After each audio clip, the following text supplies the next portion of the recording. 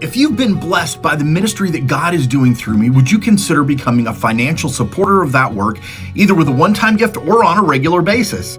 I don't just make videos online. There are other ministries that God uses me in, and He's called me to never charge anybody for any of those so that money is never a hindrance to ministry.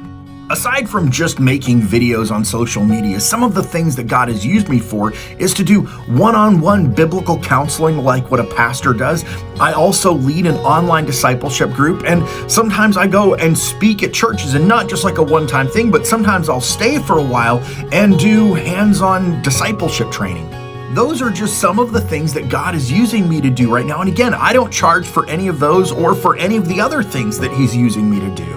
Now, it's been a while since I've worked a normal 9-to-5 job, but it's not for lack of trying. I put in a ton of effort to trying to go back to work, but God keeps closing every door, and He's made it clear that the ministry that He's using me in is what He's calling me to do full time.